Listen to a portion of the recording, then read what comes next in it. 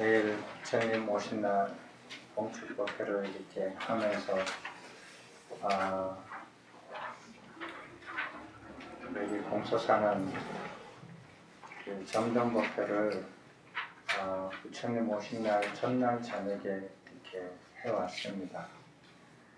지금 현재 이렇게 다른 사찰들 보면 봉축법회 그날 저녁에 점등법회를 하죠.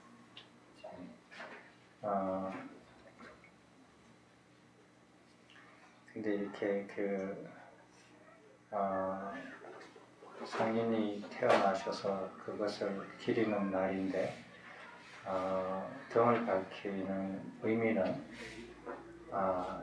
환영하는 의미죠.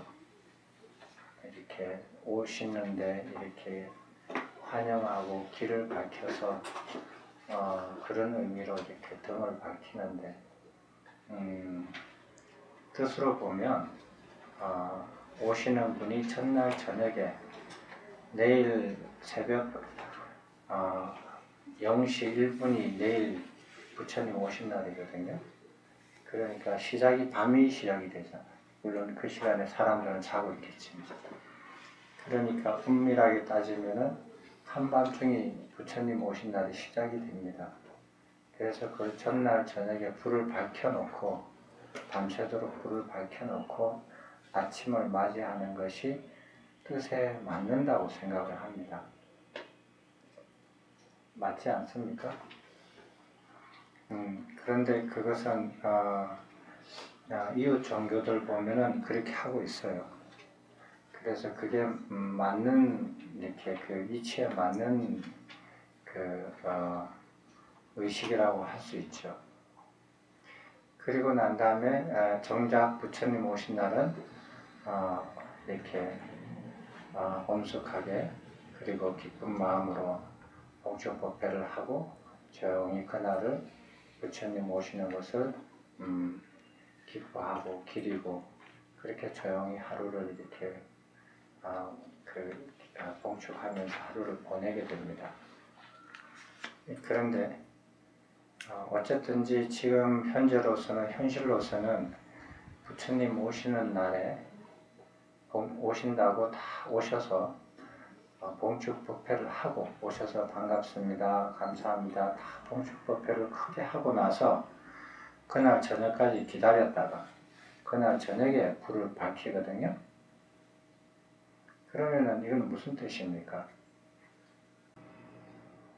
잘 가라는 뜻이죠. 떠날 때 잘 떠나라는 말입니다. 그러니까 오실 때는 별로 환영 안 하고 불도 밝히지 않고 미리 밝히지 않았다가 가실 때 불을 밝히는 거니까 그냥 잘 가시라는 거죠. 이게 뜻에 맞지가 않죠. 조금 이렇게 언제부턴가 이게 이렇게 잘못되었는지 혹은 제가 잘못 생각하고 있는지 잘 모르겠지만 기록을 제가 이렇게 옛날 기록들을 문헌들을 이렇게 점등법회에 관한 문헌들을 제가 조사를 안 해봐서 잘 모르겠습니다만은 이 현실에는 예전부터 이렇게 해왔기 때문에 그냥 따라서 한다 라고 이렇게 한다면 어느 누군가 어느 시절에 잘못되기 시작했으면 그건 영원히 바꿀 수가 없죠. 그리고 사는 건데 현실에서는 지금 그렇게 하고 있어요. 그래서 그거는 아마 여러분들이 생각해 보시면 그거는 잘못된 의식이라는 것을 이렇게 동의를 하신다면 그거는 바꿔야 된다고 생각합니다. 혹시 제가 잘못 생각하고 우리가 잘못해 왔다면 그건 또 바꿔야겠죠. 똑같은 의식으로서. 근데 한 번 더 깊이 생각해 보면 왜 이렇게 됐을까? 그 문헌을 보면은 제일 먼저 알 수 있을 텐데 옛날에는 언제 불을 밝혔는지 그런 문헌을 이렇게 보지 못해서 제가 이런 말씀을 추측으로 해서 드리는데 한 번 더 깊이 생각해 보면 그럼 왜 이렇게 됐을까? 예전에 한번 제가 말씀드린 바가 있을 겁니다. 사찰이 이렇게 마을 군데군데 한복판에 이렇게 있었을 때는 이런 일이 일어나지 않았다고 생각을 해요. 그러니까 옛날에 신라 같은 데 보면 경주에 한지 건너서 절이라는 그런 기록이 있다라고 해요. 그렇게 절이 많았다고 해요. 그럼 절들이 이렇게 그 마을 한복판에 있었을 때는 이런 이치에 맞게끔 의식하는데 아무런 문제가 없었다고 생각을 해요.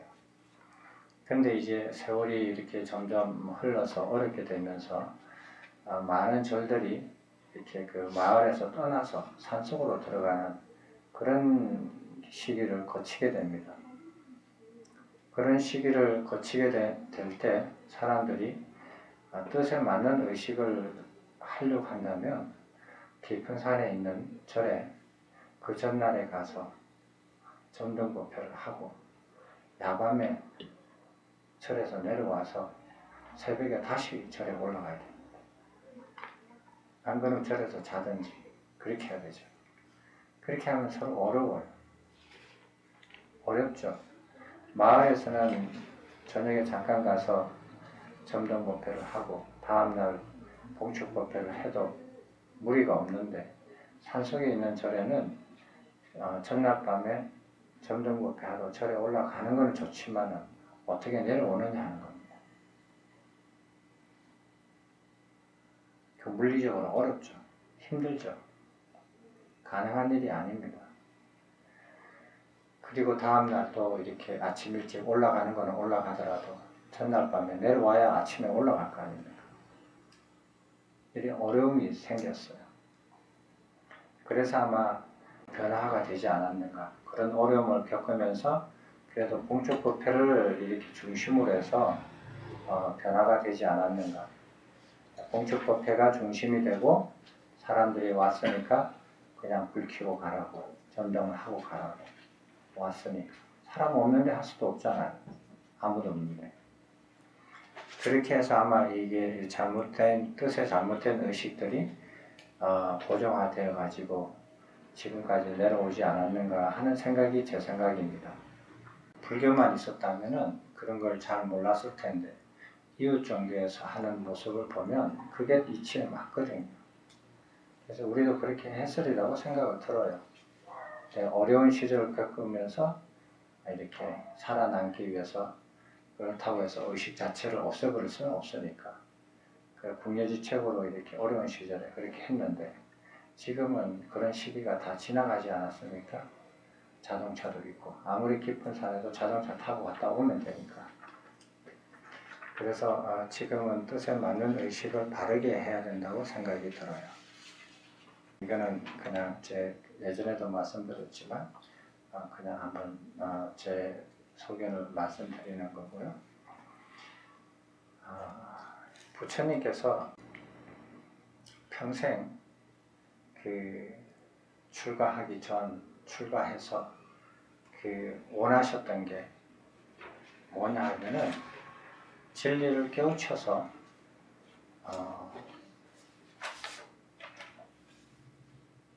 정각을 이루시는 거였어요. 그래서 원하는 바가 있으셨어요. 근데 정각을 깨우치시고 난 이후에는 원하는 게 무엇이었을까요?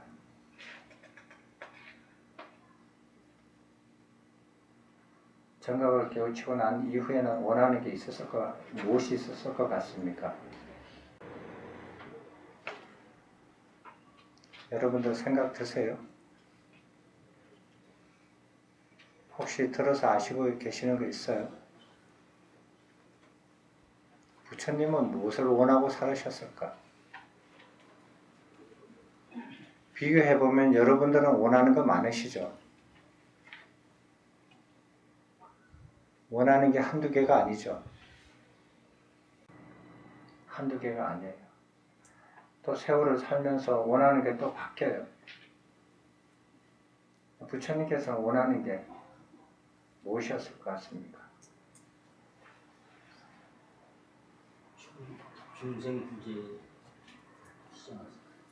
중생을 제도해야 되겠다라고 원하셨을까요?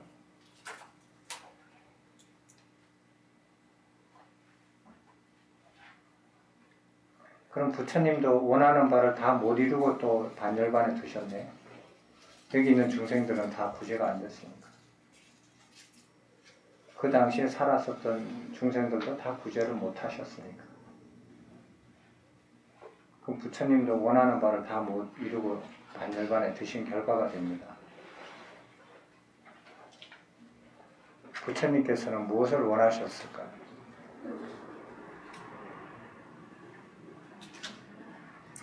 부처님께서는 원하셨는지 안 오셨는지 모르지만 정각을 이루신 그 시점부터 반열반에 드실 때까지 한결같이 그 당신이 발견한 진리를 가르쳐주고 설명해주고 이해시켜주고, 그래서 상대방이 그것을 듣고 그 생각을 해서 이해를 해서, 그리고 그 각자가 그 이해에 따라서 수행을 해 나가기를 기대하셨어요. 그것 말고는 저는 잘 몰라요. 원하는 게 무엇이었는지 몰라요.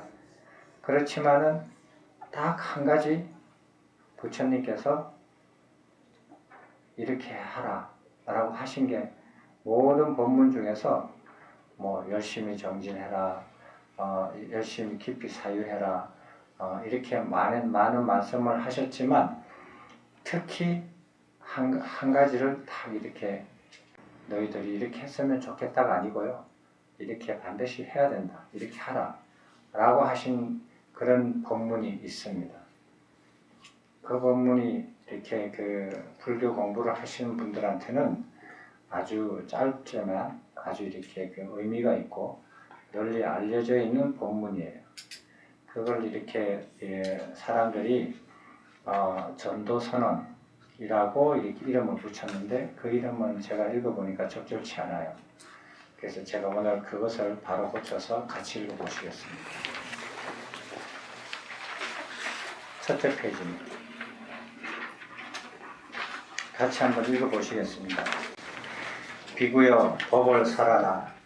비구들이여, 나는 인간과 천상에 있는 모든 올가미에서 벗어났다. 그대들도 인간과 천상에 있는 모든 올가미에서 벗어났다. 비구들이여, 귀 기울이는 많은 사람들의 이상을 위하고, 많은 사람들의 이익을 위하고, 많은 사람들의 행복을 위하고, 신과 세상의 이상과 이익과 행복을 위하여 유행을 떠나라. 둘이서 같은 길로 가지 말라. 비구들이여, 유행하면서 열애의 법을 설하라. 시작도 훌륭하고 중간도 훌륭하고 끝도 훌륭한 열애의 법을 설하라. 의미와 표현을 잘 갖추어 열애의 법을 설하라. 비구들이여, 열애의 법을 설하면서 그대들은 더할 나위 없이 완벽하고 지극히 정정한 범행을 드러내어라. 비구들이여, 눈에 먼지가 적게 낀 중생들이 있나니, 만약 그들이 열애의 법을 듣지 않으면 그들은 타락하여 파멸할 것이나, 만약 그들이 열애의 법을 듣고 범행을 닦으면 그들은 성장하여 불사를 얻으리라. 비구들이여, 그대들처럼 나도 홀로 유행을 떠나리라. 우르웰라에 있는 장군촌으로 가서 법을 설하리라. 부처님께서 이 법문을 전도선언이라고 이렇게 사람들이 많이 이름을 붙여서 그 인용을 하는데, 저는 이거를 이렇게 이름을 선언이 아니에요. 선언이 아니고 이거는 명령이에요. 스승으로서 제자한테 내리는 명령입니다. 부처님께서 여러 사람들 모여있는 자리에서 장친 혼자서 선언하는 거 아니에요. 명령이에요. 그래서 명령이라는 건 영자가 더 쓰거든요. 그래서 이거는 저는 전법령이라고 이렇게 표기를 하는데, 법을 전하는 명령이라는 뜻입니다. 전법령. 근데 이거를 이렇게 제목을 비구여 법을 설하라, 이런 의미가 있는 거죠. 부처님께서 이 법을, 이 가르침을 이렇게 설하실 즈음에는 언제냐 하면은 초기에요. 정각을 깨우치시고 얼마 안 된 기간에 있었어요. 여러분 아시다시피 맨 처음 비구 제자가 5명이죠. 그죠? 그 비구들한테 다 법문을 충분히 설하시고 난 다음에 그 비구들이 이제 부처님을 모시고 스승으로 모시고 수행을 이렇게 열심히 하면서 그 지역에 머물면서 제가 정확하게 이렇게 기억은 못하겠지만 한 50여 명의 이렇게 그 청년들을 출가를 시킵니다. 그래서 합쳐서 50 내지 60여 명. 그래서 어떤 문헌에는 50몇 명, 어떤 곳에서는 61명 이렇게 계산을 하는데 그 출가하신 분들이 50여 명이에요. 그래서 숫자가 50명에서 60명 사이 이렇게 되는 숫자가 비구스님이 있었을 때입니다. 70명은 넘지 않아요.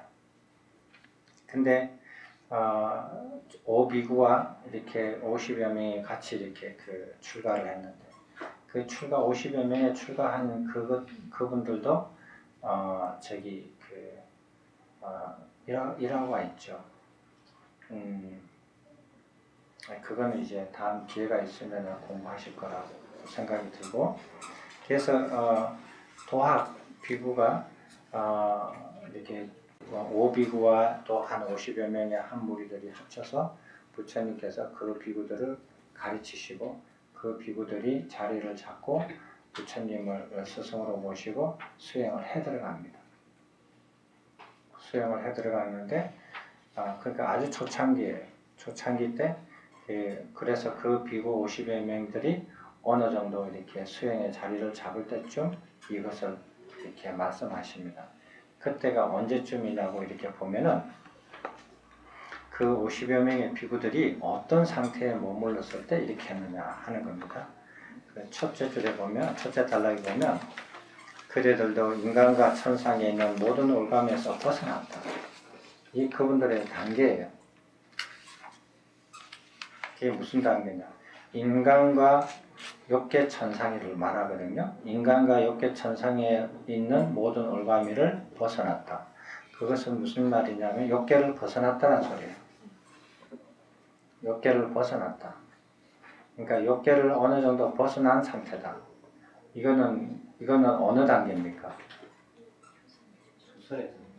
예. 이거는 초선정에 들면 욕계를 완전히 벗어나서 초선정에 들어간 상태지만 이렇게 욕계만 벗어났다 이랬으니까 제 생각에는 욕계를 벗어나도 초선정에 완전히 이렇게 안착을 못할 수도 있어요. 그러니까 수행 단계가 어떠냐면은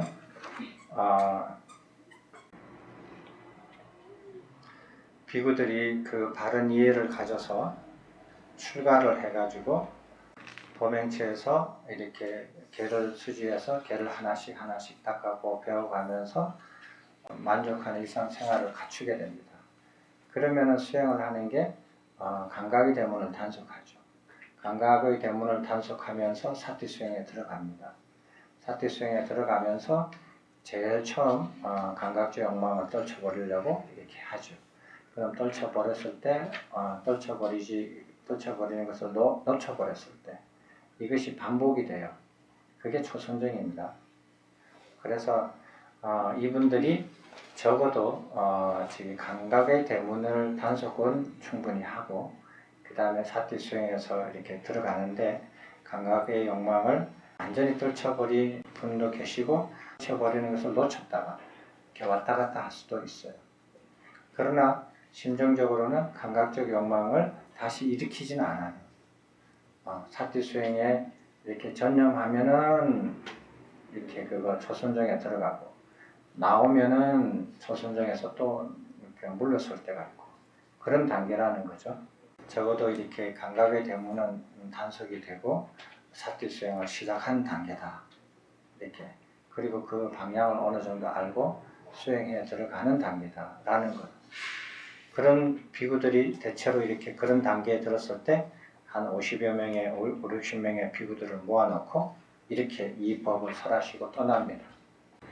누구를 위해서 법을 설하라 하느냐 하면은 중생들을 위해서 아닙니다. 우리는 중생들을 위해서 뭐 이렇게 그 부처님께서 자비로 뭐 이렇게 설법을 하신다고 이러는데 중생들을 위하는 거 아니에요. 여기 누구라고 적혀져 있어요? 예, 귀 기울이는 사람들입니다. 법을 설할 때 귀 기울이는 사람들을 위해서 하는 거지, 법을 설하는데 귀를 안 기울이잖아요. 그런 사람들을 위해서 안 합니다. 귀 기울여서 들으려고 하고 이해하려고 하지 않는 사람들을 위하지 않아요. 위할 수가 없는 거죠. 학교에서 교장 선생님이나 교감 선생님이나 국어, 영어, 과목 여러 가지 종류에 있는 과목에 있는 선생님들이 모든 학생들이 다 공부 잘해서 우등상을 받고 좋은 대학을 가고 싶어서 도와주고 싶어도 애들이 선생님 말을 안 들으면 그건 어쩔 수 없어요. 아무리 도와주고 싶어도. 학생들이 선생님 말을 안 들으면, 귀담아 듣지 않으면 그건 방법이 없지 않습니까? 그와 같아요. 귀 기울이는 사람들을 위해서요. 귀 기울이는 사람들의 이상과 이익과 행복을 위해서요. 그렇게 해서 유행을 떠나라. 유행이라는 것은 이렇게 이리저리 이렇게 다니는 거죠. 숲에서 숲으로 다니는 걸 말을 하지 않습니까? 한 숲에, 한 마을에 여기서 출가했으면 거기서 아니면 자기가 뭐 이 마을이 좋다, 마음에 든다, 이 마을에서 탁발하는 게 마음에 든다, 이 마을에 자기를 좋아하는, 외워하는 신도들이 많다. 그래서 그 마을에 가까운 숲에서 평생 동안 머무는 거, 이런 걸 원하지 않은 겁니다. 그러니까 이 숲에서 저 숲으로 떠나는 겁니다. 유행을 떠나라. 여기서 아주 이렇게 여러분들이 많이 이렇게 회자되는 어기입니다. 둘이서 같은 길로 가지 말라. 비구 스님들한테 그렇게 말씀하십니다. 두 사람이 같은 길로 가지 말라. 이게 무슨 의미입니까? 네? 네, 혼자 가라는 말이죠. 혼자 가라는 말인데 그 혼자 어떤 비구가 이래 가면 뒤에 따라가는 것도 안 되잖아. 혼자 가더라도 서로 따라가거나 그렇게 가지 말라는 거예요. 왜 그렇게 합니까? 더 많은 사람들을 이렇게 이제 그 바른 법을 이렇게 전파하기 위해 가지고 두 사람이 함께 가버리면 다른 곳을 가지 못하고 다 하지 않습니다. 그래서 이제 이렇게 따로 와서 하면 더 많은 사람들에게 정보를 한 사람이 두 사람이 두 군데 가가지고 두 군데 가서 법을 설해가지고 사람들한테 이 법을 전하는 게 더 많이 전할 수 있을까? 아니면 두 사람이 한 장소에 가서 사람들한테 설법을 해서 두 사람이 도와가면서 설법해가지고 더 많은 사람들이 법을 이해를 하게 될까? 그건 모르는 일 아닙니까? 안 그래요? 제 생각은 그렇습니다. 네, 그렇죠. 생각은 그렇죠. 그렇지만 그 뒤집어서 생각하면 꼭 그럴까요? 하는 소리입니다. 그게 꼭 맞지가 않아요. 그럼 왜 그랬을까요? 예? 사띠를 확립하는데 여럿이 50여 명의 비구가 같은 숲에서 사띠를 확립하다가 그러다가 각자 가야만 사띠를 확립해요? 그 이상한 말씀하시고 참 50여 명이 같이 있을 때도 사띠를 확립했는데 둘이 갈 때는 왜 못해요? 왜 그랬을까요? 이게 아주 유명한 말이에요. 여러분들도 아마 어디 가서 이제 불교 공부를 많이 하신 분들이 설법하는 거를, 강의하는 거를 들어봤다면 이런 한두 번씩은 들어봤을 텐데. 네? 또 생각이 바뀌었어요.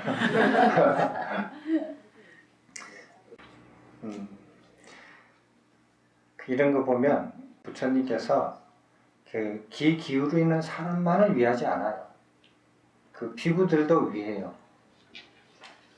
비구들도 위하는 거예요. 그 법을 설하러 혼자 가는 그 비구도 위하는 말씀을 하시고, 그 비구들이 가서 법을 설할 때 그 법을 듣는 사람들도 위하는 거예요. 근데 뭐냐면 결국은 사자새끼로 키우는 거. 도반에 의존하거나 옆에 있는 사람의 그 비구 스님들 서로 이렇게 짝을 이루는 친한 친구 이런 사람한테 의지하지 않고 오직 이 부처님께서 가르쳐 주신 이 가르침, 법 그리고 그 법을 자기가 이해해서 전하는 그 법, 전하려고 설명하려고 하는 그 법 오직 그거에만 의지하는 거예요. 그 어떠한 것에서 의지하지 않도록 하는 거예요. 그렇게 해서 둘이서 같은 길로 가지 말라는 거예요. 그렇게 해서 법을 꼭 법에 의지해서 그 의지한 그 법을 전하라는 거예요. 그 다음에 그 다음 길에 보면은 유행하면서 열의 법을 설하라. 설하는데 어떻게 설하느냐 이거예요. 시작도 훌륭하고 중간도 훌륭하고 끝도 훌륭한 그렇게 설을 하라는 거예요. 시작은 아주 좋은데 끝은 흐지부지하고 뭘 했는지 모른다는 그런 경우 많죠. 끝은 시작은 뭐 이렇게 뭘 얘기한다고 했는데 끝에는 정치 얘기하고 경제 얘기하고 세상 돌아가는 얘기를 해줘서 마무리되잖아요. 그렇게 하지 말라는 거예요. 시작과 중간과 끝이 한결같이 법에 의존해서 법을 체계적이고 일목요연하게 그렇게 전하라는 거예요. 그렇게 설하라는 거예요. 그리고 또 한 가지는 의미와 표현을 잘 갖추어서 설해라. 사람들이 말을 했는데 무슨 말인지 못 알아먹게끔 그렇게 하지 말라는 거예요. 사람들이 들어서 무슨 말인지 모르고 오히려 더 의문이 더 생기고 의문을 더 많이 생기고 그런 식으로 법을 설하지 말라는 거예요. 예를 들어서 이게 뭡니까? 이런 식으로 알겠습니까? 이런 식으로 사람들이 들어서 헷갈리거든요. 더 의문이 더 생기거든요. 의미와 표현을 분명히 갖추지 않았거든요. 의미와 표현을 다 감추고 말하거든요. 그렇게 설하지 말라는 거예요. 알겠습니까? 이런단 말이에요. 모르면 와서 다시 배우라는 거죠. 가르치면서 모르게 가르치면 어떻게 해요, 상대가. 그럼 어떤 마당에서 그것을 알게끔 설명하느냐 이거예요. 말로서 설명 못하면 왜 말하느냐 이거예요. 그래서 의미와 표현을 잘 갖추어서 누구든지 들으면 듣는 즉각 이해할 수 있도록 그렇게 법을 설하라는 것. 되셨습니까? 자, 그 다음에는 법을 설하는데 그 방법을 다 설명해 주셨어요. 그 다음에 법을 설하면서 더할 나위 없이 완벽하고 지극히 청정한 범행을 드러내어라. 법을 설하면서 스님인지 안 스님인지 그렇게 생활하면서 그렇게 살면서 법을 설하지 말라는 거예요. 법은 설하되 이렇게 범행은 아주 지극히 청정하고 아주 더할 나위 없이 완벽하게 그런 수행을 드러내면서 해라 했어요. 자기의 삶의 태도나 삶은 엉뚱하게 하면서 설법은 위처럼 하면 소용없다라는 거예요. 그래서 범행을 드러내면서 설법을 하라. 그 다음에 그러면 이런 설법을 왜 해야 되느냐? 부처님이 시켜서 해야 되느냐? 아니다라는 거예요. 부처님께서 그 이유를 설명해 주십니다. 눈에 먼지가 적게 낀 중생들이 있나니 만약 그들이 법을 듣지 않으면 그들은 타락하여 파멸한다. 그러나 그들이 열의 법을 듣고 범행을 닦으면 그들은 청정해져서 불사를 얻을 수 있다. 누가? 눈에 먼지가 적게 낀 사람. 여러분은 눈에 먼지가 하나도 안 끼었죠? 그죠? 눈에 먼지가 하나도 안 끼었어요, 여러분들은. 근데 눈에 먼지가 많이 낀 사람들은 들어도 타락해서 파멸합니다. 들어도 듣지 않아요. 들어도 무슨 소리인지 몰라요. 눈에 먼지가 많이 끼어서. 눈에 먼지가 많이 끼면 어떻게 됩니까? 바르게 볼 수가 없어요. 봐도 바르게 볼 수가 없어요. 눈에 먼지가 껴서. 눈에 먼지가 적게 낀 중생들이 있나? 눈에 먼지가 안 끼어 있는 중생은 어떻게? 글쎄요. 눈에 먼지가 적게 낀 중생들이 있나니 그들한테 법을 전해라. 그러면 그들이 청정해져서 불사를 얻는다. 그래서 눈에 먼지가 적게 낀 사람들을 찾으러 다니라는 소리예요. 됐죠? 눈에 먼지가 적게 낀 사람들은 이 법을 설하면 어떻게 하겠습니까? 귀 기울이게 돼요. 눈에 먼지가 많이 낀 사람들은 이 법을 설해도 귀 기울이지 않습니다. 그래서 눈에 먼지 적게 낀 중생들을 찾아도 다니라는 거예요. 그리고 찾았으면 이 법을 설하라는 거예요. 왜 그렇게 해야 되죠? 비구들이? 왜 부처님께서 이렇게 설명해 주면 따라야 되죠? 왜 그렇게 해야 되죠? 명령하면 무조건 해요? 왜 부처님께서 이렇게 법을 설하라, 법을 이런 방법으로 설하라, 법을 설하면서 청정한 범행을 드러내어라. 그렇게 하는 이유는 눈에 먼지가 적게 낀 중생들이 있기 때문이고 그들한테 이 법을 전해야 되기 때문이다. 그래서 해라. 라고 하면은 왜 그걸 받아들이느냐 말이에요. 비구들이. 명령이라고 뭐 다 받아들이나요?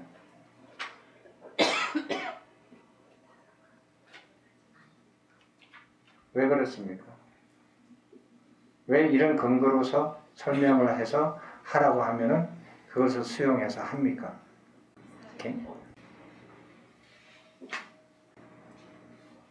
이렇게 안 하면 내가 수행을 못 합니까?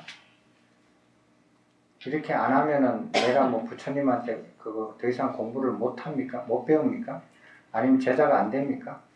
왜 이것을 받아들이겠습니까? 이 60여 명의 비구들이, 5, 60명의 비구들이 왜 받아들입니까? 이렇게 스님이 그 말씀하신 걸 그대로 수행으로서 이렇게 이행을 하면 완전한 깨달음을 얻을 수 있기 때문에 하는 것이라고. 부처님께서 완전한 깨달음을 깨우치게끔 가르쳐준 가르침에 바른 범행 차저에 전법하라는 말이 있습니까? 전법이라기보다는 이게 이제 설법하라는 그런 차저가 있습니까? 아란이 되기 위해서 설법을 해야 됩니까? 여러분은 들으면 모르겠죠. 눈에 먼지가 안 낀 중생들이라 들어도 모르십니까? 이렇게 질문하니까 좀 당황스럽습니까? 아니면 재밌습니까? 재밌어요? 진짜요? 금방 생각이 안 나서 그렇지 재밌어요. 생각이 안 나서 그렇지 재미가 있다. 네, 스님도 답주시면 그렇지 않은 생각을 하시더라고요. 이렇게 질문을 해야 이것을 속까지 이해할 수 있어요. 한번 생각을 해봐요. 내가 여러분들이 거기에 앉아있는 비구 중에 한 사람이라고 생각해봐요. 부처님께서 이렇게 하셔가지고 이렇게 설명해서 하라 한다고 해서 아니 내가 아란이 돼서 나도 정각을 깨우치고 불사를 이루기 위해서 출가를 해서 부처님 밑에서 공부를 해가지고 그 설법을 가르침을 다 이해를 했는데 아란이 되기 위해서 설법을 해야 된다는 그런 조건은 없었는데 왜 이런 거를 가외로 시키실까? 나는 마음이 급해요. 나는 다른 거 다 싫어요.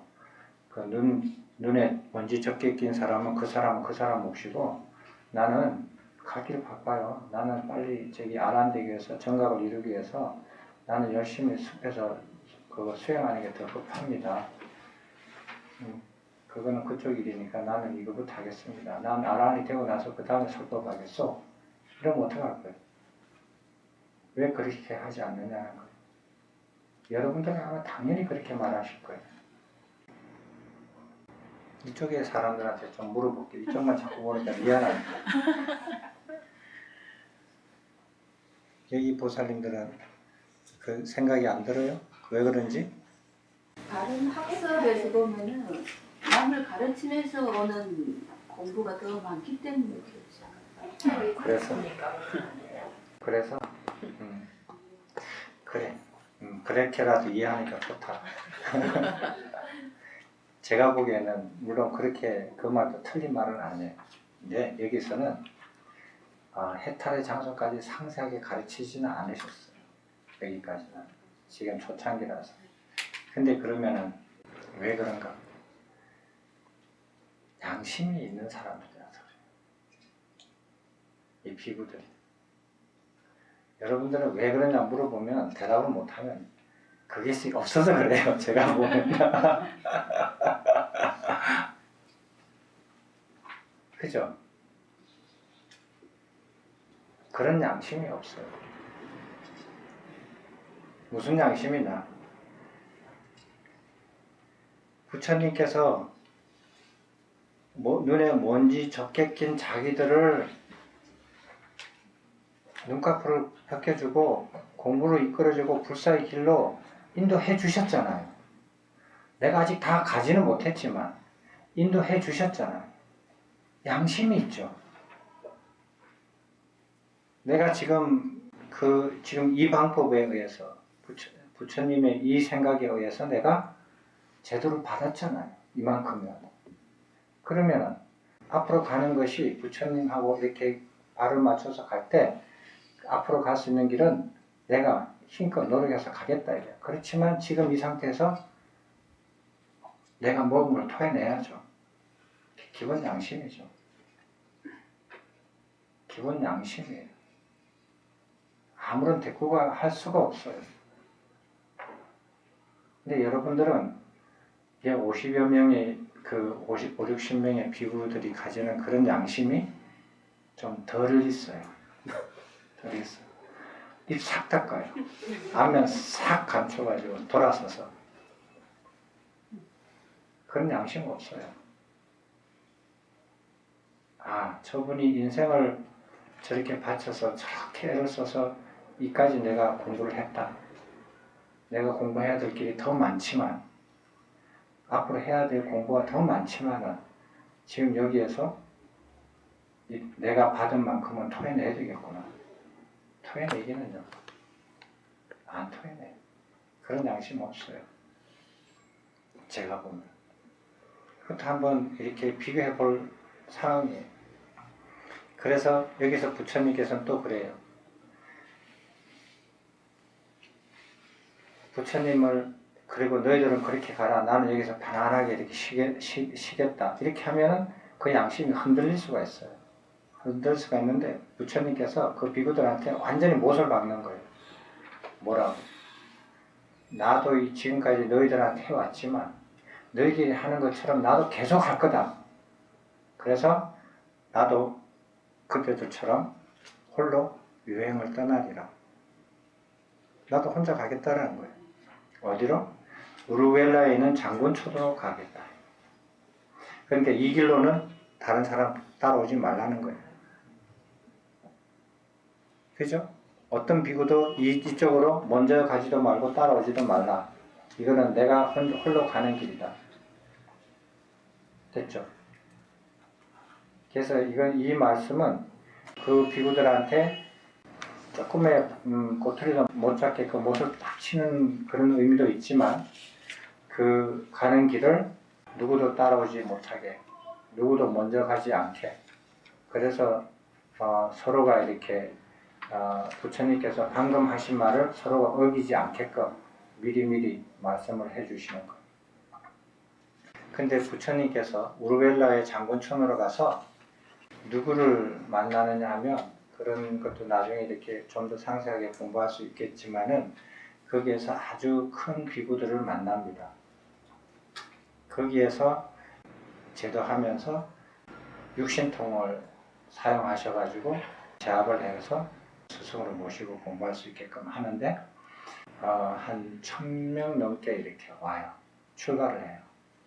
그래서 우리가 알고 있는 1250 비구 이렇게 운운할 때 이때는 50명 내지 60명이었다가 1000여 명이 넘게 들어오니까 1200명에서 50명은 뭐 숫자도 아니잖아요. 그러니까 1200명 정도가 출가하게 돼요. 여기서 부처님께서 그걸 보고 가시는 거예요. 뛰어난 수행하는 사람이 있는 걸 보시고 가서 그 사람들 두 사람을 이렇게 출가를 시키면서 그 사람의 도반들을 다 데리고 그 사람들 데리고 출가를 해요. 부처님처럼. 그렇게 하는 일이 여기 장군촌에서 일어납니다. 그래서 1250 비구라는 말이 이제 그때부터 시작이 돼요. 한동안. 되셨습니까? 그래서 이거는 그 교단이 형성되는 아주 최초의 초기 단계에서 부처님께서 명령을 하자라는 모든 비구들한테 하는 그런 법문이에요. 역사를 공부할 때는 이게 아주 중요한 내용입니다. 자, 그러면 이제 이거를 배웠다 이거예요. 그러면은 문제는 뭐냐면 부처님께서 비구 제자들한테 이걸 설하셨습니다. 그럼 여러분은 어떻게 할 거예요? 나는 비구 아니다 이거예요. 그럼 나는 어떻게 할 거냐 이거예요. 제가자한테는 어떻게 할 거예요?